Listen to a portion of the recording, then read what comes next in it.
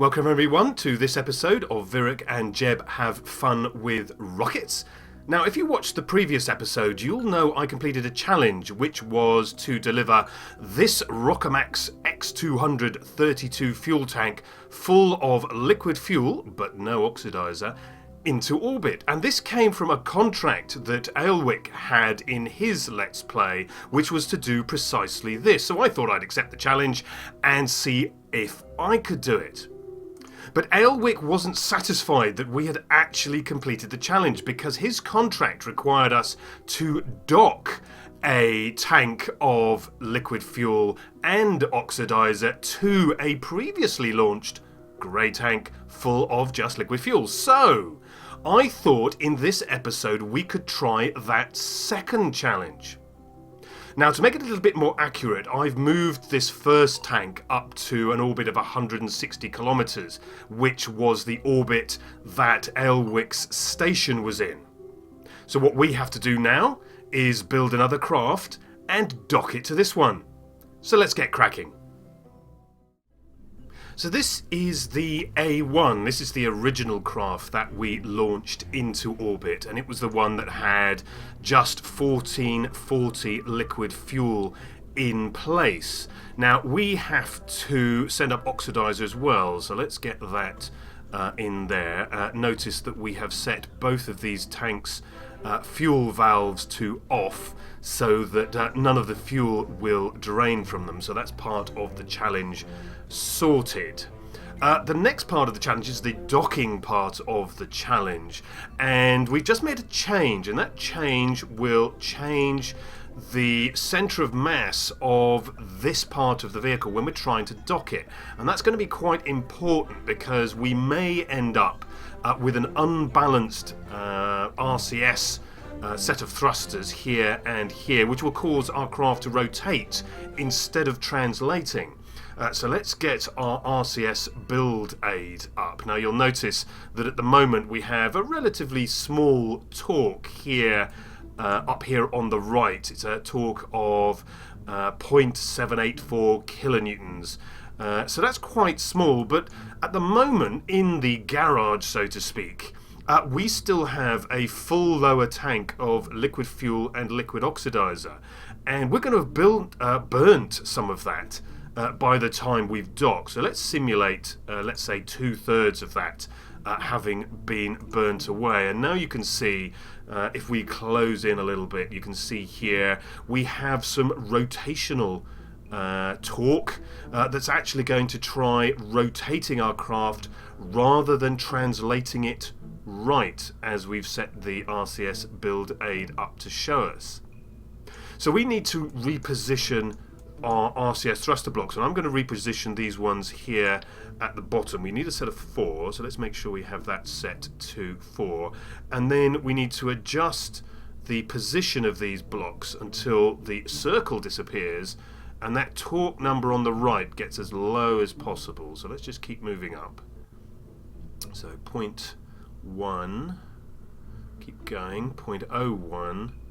So we're probably going to get, there we go, 0.009. Now, the chances of us using up exactly that amount of fuel is pretty slim, so it's not really necessary to get this absolutely perfect, but that should be pretty good. That's going to be pretty accurate, assuming we do use up about 2/3 of the fuel in that stage. So let's put our launch stage back together. We don't need the RCS build aid anymore.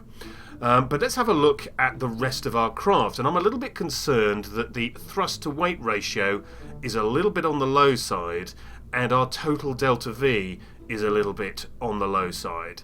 Now, as I've pointed out previously, this is assuming that all of our delta V is being consumed in the atmosphere, which is not true. Quite a lot of it, particularly these last 2 stages, will actually be quite a way up in the atmosphere, out of the thickest part of the atmosphere. But even so, I am still quite concerned that this thrust to weight ratio down here on the launch pad, this is the main stage here, is still quite low. So what I'm going to do is I'm going to add some extra boosters to this stage. So let's just remove these launch clamps, put those away.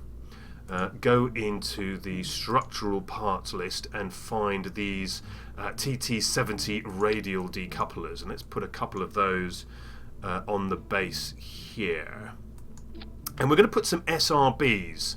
We're going to put some SRBs onto those. And we're not going to use the absolutely giant ones. We're not going to use the liquid ones. We're going to use the ones that you get relatively early on in the in your career mode, and that's these ones. So let's just add those down here near the base, attached neatly to those radial decouplers there.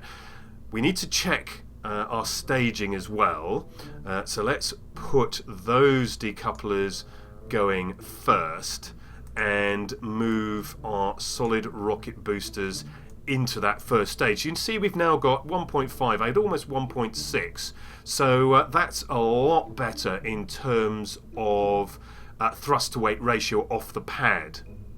But we're not finished for two reasons. Firstly, I'm using chute recovery, so I need some chutes to go on the bottom of to go on the top of the solid rocket motors, the SRBs. So let's have a look at those. We're going to use our MX16XL parachutes. We'll drop those there on the top, and we'll make the usual adjustment, which is to change the minimum pressure up to about 0.5. There we go, 0.5. So that's the minimum pressure required to start the deployment of those parachutes. But we need to actually fire them.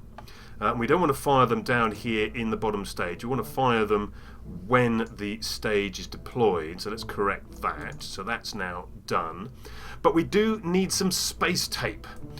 We do need some struts. There we go, our EAS4 strut connector, or space tape as it's more usually known. So let's get some space tape put on here. Let's just stick that in there like so. That's as good as straight. So I think we are all set. We just need to put our stabilizers back on, so our launch stability enhancers. So let's get those back here on the outside, put those into the main stage as well. So let's just recap. We've increased our amount of fuel and oxidizer, or rather we've filled with oxidizer to maximum, and we've got the valves turned off here to make sure that no fuel is drained, and we've moved our thruster blocks just to make sure we can translate effectively when we're docking, and we've added these extra solid fuel boosters here on the side just to help us get off the pad a little bit more effectively. So let's name this as the A1B. Let's save it and get on with the mission. Right, so we've wheeled the craft along the crawlaway and out onto the pad, but this is not where we need to be. We're going to go into map mode, and from map mode we're going to mark the A1 as our target. So this is the target vessel we're going to dock with. You can just see us there. I've changed the icon so you can see that this is the A1B, which is the ship icon, and then we have a probe icon for the A1. Now the A1, as I said, is in an orbit of about 160 kilometers. So that is our target. And we're going to put a bit of planning into when we launch. We're going to launch into a 100 kilometer orbit as usual, which will be going a little bit faster than the A1, which is out on its 160 kilometer orbit, which means we're going to be catching it up. So what we're going to do is we're going to wait until the A1 is at least above the launch site, so that as we climb we will be catching it up. So let's just accelerate time a little, keeping the KSC just in view there, until the A1 gets to about here. So let's just, so we're worked at, there we go, time warp times 50. Here we go, we're just coming round, and there we go. So it's just ahead of us now. So if we launch, we're going to be coming up just behind the A1, and then we can use our additional speed to catch it up and make the rendezvous. So let's get on with a launch. Pop out of map mode, back to the launch pad, get up KOS, and just for a little bit of convenience, I have combined together all of my usual scripts into a script called L for launch. So let's just launch away into our default target altitude of 100 kilometers with a target inclination of 0, and let's just see how we do with positioning ourselves behind our target craft, the A1. So let's go out into map mode, because we can leave the script to get on with the job of getting us into space. That's the beauty of KOS. And we can just watch as our orbit increases. Here we go. You can just see our craft and our AP, our apoapsis, just increasing there off the pad. So we can watch as our apoapsis increases and see how well we do in getting into orbit behind our target craft. Now, of course, if you time it just right and go exactly to the right altitude, of course, you could meet your target craft exactly at apoapsis, but that requires a heck of a lot of skill. This is the sort of traditional method of rendezvousing with a craft, which is either to get into a lower orbit and to meet your craft after catching it up, say somewhere over here, or if it's behind you, to go into a higher orbit and let the other craft catch you up. So we're going to do the pretty standard apoapsis of 100 kilometers. We're then going to circularize using our standard scripts, and then once we have reached our stable orbit, we can then place a maneuver node in order to actually do our rendezvous. So our apoapsis is increasing quite nicely here. We have 57 kilometers, so that's a little over halfway to our target apoapsis. And it's coming over in this direction, so we're not going to be that far behind our target craft, so it shouldn't take more than one orbit in order to make rendezvous. So that's where a little bit of planning can save a heck of a lot of time. So let's just see how this keeps going. So there we go, 89, 90. So we're getting to the point at which we're just cruising up to our target apoapsis. So let's get our nav ball up. So there we go. We have cruised to our apoapsis. You can just see the circularization part of our script happening there. Now we're still going to pre-deploy. So let's get ourselves moved around. I say pre-deploy, aligned to our blue node there, our blue maneuver node marker. And that's because KOS isn't great at aligning to a node. It doesn't manage the torque as it approaches the alignment. I'm sure I could script it better, so it's unfair to blame KOS. It's the programmer to blame. The tool, the mod, is probably working completely as designed. So there we are. We have got ourselves onto our maneuver node. There's our craft just coming up on the apoapsis, and there's the A1 target. So we've got a little bit of time to go. We have now locked onto our maneuver node, and we're going to be maneuvering at 35 seconds. So we've still got about 40 seconds to go. So let's just use a little bit of time warp just to bring this down to about 40. So there we go, back at 40. So we are ready to start circularizing. There we go. Main engine has started for circularization purposes. Let's just pop out of map mode and just watch that get performed. So there we have. We've still got our large skipper engine here. We've got about 840 delta V, but we've only got about 700 or so in the tank. So we are going to stage, and that could be quite spectacular, as we've seen before. So let's see how we go. So we've got about 650 delta V to go. Coming up on halfway through our burn. 500 delta V.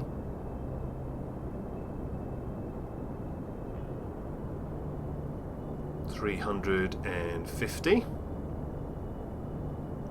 But if you look up here at the top, you can see we've only got about 150 delta V left in this tank. So in about 5 seconds we will be staging. And again, that's something the script will do for us. Now don't worry, that was just the decoupler exploding, having been overheated by the thrust of this slightly less powerful Poodle engine. So there we are. Let's go back to map mode. Let's see how well we have done. There we are in our 99 kilometer orbit at the moment. There's our target. So it's about time we put in place our maneuver node for rendezvous. So let's just chuck one in here and just look at how well we're going to do. So there's our maneuver rendezvous result. So let's just see if we move it round whether we can improve our position. So let's have a look. Here we go. There we are. So if we look, our rendezvous here is 4.1 kilometers. Let's move it back a bit. It looks like it's a little bit not quite there, a little bit too far. There we go. 4.2 still. Is that the best we can do? 3.8. 3.5. I think we're now going away. 4.5. So let's just bring it back. 3.7. Let's try a little bit more prograde and just adjust the time of, there we go, 2.6. So we're getting better. 2.3. 2.9. I think that's a bit too much. Let's see if we can. 4.6 going the wrong way. 1 kilometre. There we go. Now 1 kilometre. I very much doubt my KOS programming skills will give us such an accurate rendezvous. That's very, very unlikely. But we can do something to improve it. And the way we can do something to improve it is actually to throttle down our engine. So we can remove some of the power from our engine. If we just right click it and bring down the thrust limit to, let's say, 20%. And what that means is it'll actually take us longer to dribble out our thrust, giving the KOS script a little bit more time to do its calculation. So let's bring our KOS window back up again.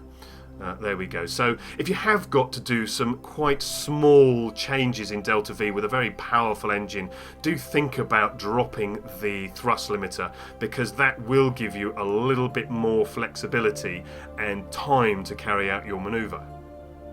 Now, on the previous burn of this engine, which was at full power, this node is being estimated by KSP to be 4 seconds. But if we run our node, so let's click on our window and then use the up arrow to bring back our last command, which was the launch command. Well, that's no good to us. Let's run our node command, which is the last of the commands we would normally run in our circularization process. So let's run that. And when it's done its calculation, you'll notice it's going to take about 23 seconds, which is about right, because we reduced our thrust by a factor of 5. So if you multiply that up, that comes to about 20 odd. So we are going to be taking about 23 seconds to carry out our maneuver. So let's get ourselves pre-aligned. Let's get ourselves lined up with our maneuver node, which is way around here.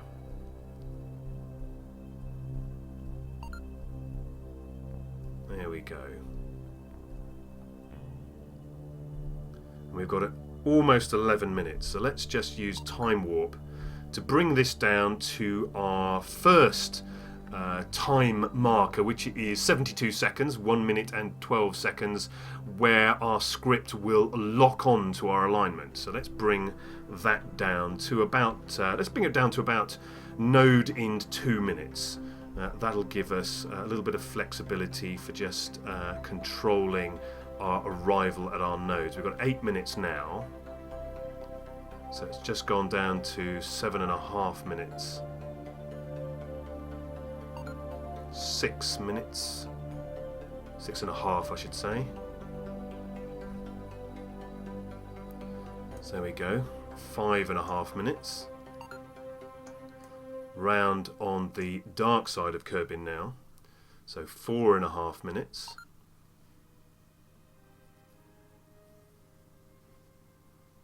3.5. 3 minutes. 2.5. So we're almost there.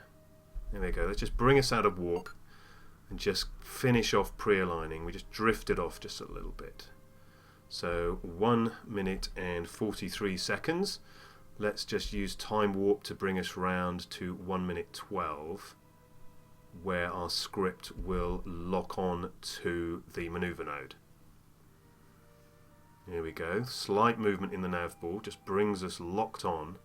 So we're going to start our burn at 12 seconds. So again, let's use a little bit of time warp and bring us down to just before 12 seconds. We've got 30 seconds, 20, and let's bring us out of time warp just as we return to the sunny side of Kerbin. That was good timing. There we go. Sunrise over Kerbin as our little poodle engine just dribbles out at 20% throttle. Although it says 100% here, we've limited the total throttle to 20%, so that's actually 20% of the poodle's maximum thrust. We just dribble out that last bit of delta V. There we go. So we were 1 meter per second short. So let's just go back into map mode and see how well we've done. Well, there we go. 900 meters. That was excellent. And I think if I hadn't reduced the maximum thrust, I think it would have been far less accurate than that. So 900 meters is absolutely perfect as far as I'm concerned. You don't want to be smashing into the darn thing. You don't want to be smashing into your target. Although we have got a dock with it, a little bit of flexibility in your approach is always appreciated.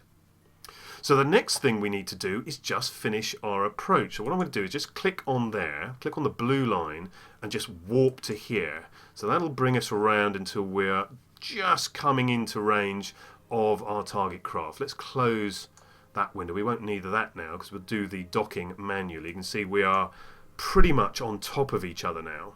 So let's go out of map mode and just begin our maneuvering. So we're now going to do our maneuvering. Now, I am actually going to put this back up to 100%. And the reason is I have found that if I don't do that and I end up coming in way too fast, way too hot, I don't have enough thrust to slow down. Now, because we've done such a good job of this approach, it may not be necessary. We're only going at a target relative speed of 40 meters per second, which is very, very good. So let's just move ourselves around and get ready to do our usual herding of the retrograde markers. So we're within 6 kilometers now of our target, and we're going pretty parallel to our incoming target. There's the A1 up there. So I'm going to use time warp just to bring us in a little bit closer. So we're time warp of 5. There we go. The A1 now 4.5 kilometers. We're just drifting a little bit below it. So I'm going to come out of time warp and just start my herding. So I'm going to go just a little bit below the retrograde marker and just herd it up towards the target retrograde marker. All the time bringing down our target relative velocity.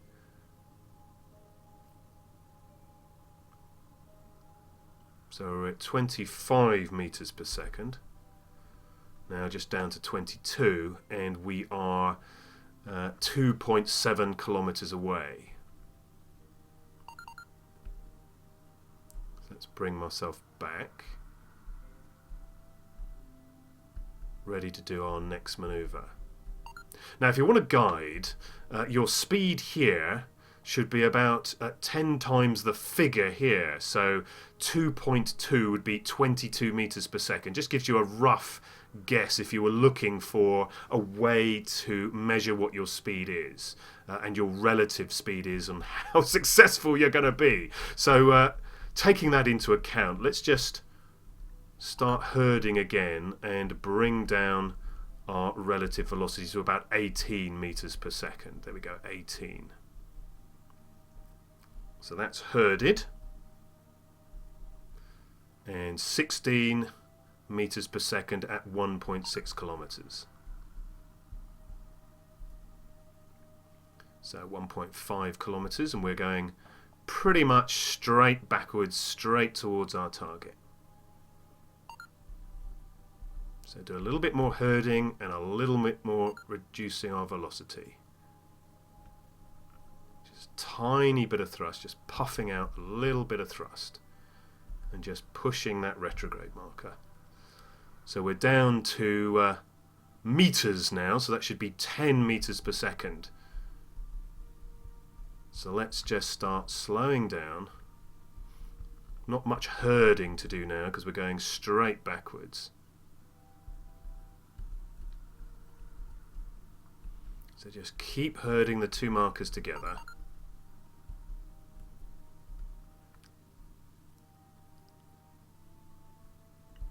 So we're at 5 meters per second. So we're a little bit slow at this point, but that's fine. Patience is a virtue when it comes to docking.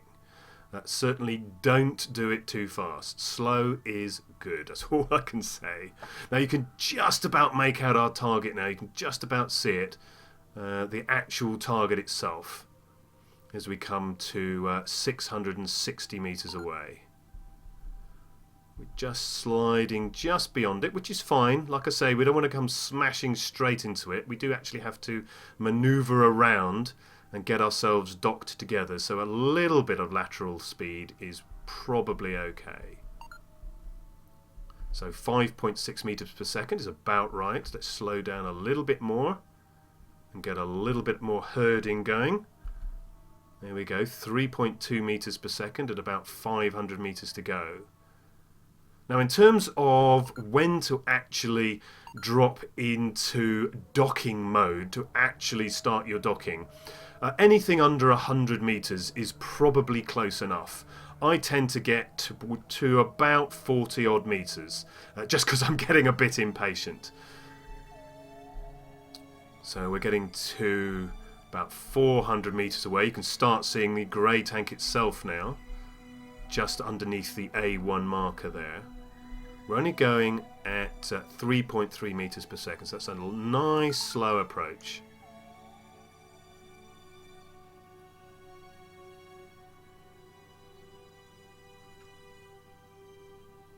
We're drifting a little bit off to one side, that's fine. Now if you want to speed up, use time warp, so we're going to use 1 tick of time warp just to bring it down a little. 1 tick of time warp until it gets to about 100 meters.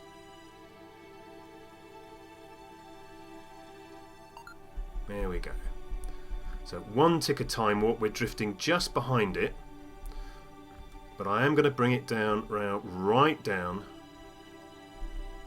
So we're going in very, very slowly now. Make out the Poodle engine just there from the A1, and you can just make out the adapter there at the top. So the docking port is going to be just up here at this end. Now we're still approaching at 1.5 meters per second.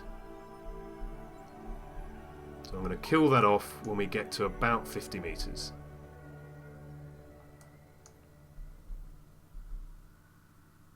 So there we go, 88.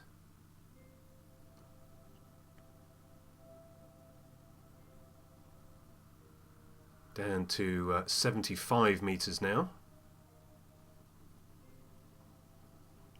So we're getting right in close now. So I'm getting onto my yellow marker. There'll be a slight bit of herding just as we finish off our approach. So there we go. So let's just kill off that last bit of relative velocity. There we go. So we're 0.1 meters per second. So it's probably about time that we go into docking mode. To do that, we're going to use the docking port alignment indicator, and we're going to dock this port here at the front to the docking port right up here at the top. So let's set that as the target. So using the docking port alignment indicator, the first thing we need to do is to rotate ourselves around. We can use the RCS at this point until we get this large amber or orange marker right here into the center, which means our two ports are now lined up in parallel. So there we go, nice and parallel. We can use this marker at the top to rotate so that we are aligned. It's not that much use in this case, since our craft are entirely round and circular, but you may want to line up solar panels, for example, and that's quite a handy use for this tool, to line up a station's solar panels so they're nice and neat in a line, or indeed not in a line if you want to avoid them all being edge on to the sun at one time. Now the next thing to do is to back up. Because as you can see, we are well the wrong side of that part of the target port, and that's why these crosshairs are red. They will be red so long as you're on the wrong side of your target port. So let's just reverse up. Our reversing velocity is 0.73 of a meter. So let's just keep going back. You can see these are now going to go down into this corner, and then they will turn red. Turn from red to green, and when they do, we will hit the brakes. There we go. Let's hit the brakes, bring down our velocity almost to zero. There we go. And now we can start moving this yellow marker down into this quadrant, which will drag the orange bars, drag the green bars. Can't get my colours sorted today. Drag the green bars up towards the center as well. So this is what we're trying to do, get all of these markers all to line up in the center. So let's just line ourselves up a little bit better and keep moving. The further this yellow marker is into this quadrant, the quicker that we will be moving. So again, be patient.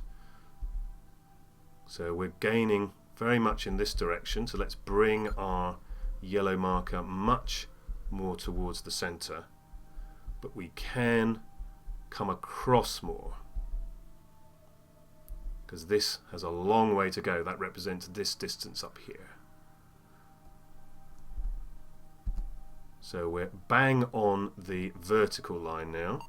All it remains to do is to bring this line along and then to accelerate towards the target. We're still accelerating a little bit away from our target at the moment.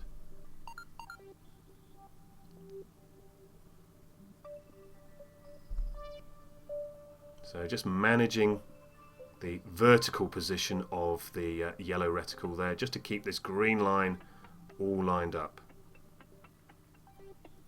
Now we're starting to get close, so let's bring the yellow reticle back towards the center. And I think it's about time we start move forward. There we are, just as the sun sets. Typical. So let's start moving forward. There we go, 0.03 of a meter forward, 0.11 of a meter forward. That's perfect. You'll notice the reticule is now changed, the yellow reticule is now changed to the prograde style. So we're almost perfectly lined up now. I'm not even bothering to look down the axis. We're almost perfect. There we go. Time just to push forward, making sure we keep these green lines centered. Distance is 2.5 meters. Just keeping those green lines centered. Here we go. Magnetism takes over and we are latched. There we go. Perfect. Just as we've gone onto the dark side. Now, just to prove it, this was our original tank, and as you can see, it is still full of 1440 units of fuel and no oxidizer. On this side, our new tank is full of 1440 units of fuel and 1,760 units of oxidizer. Challenge accomplished.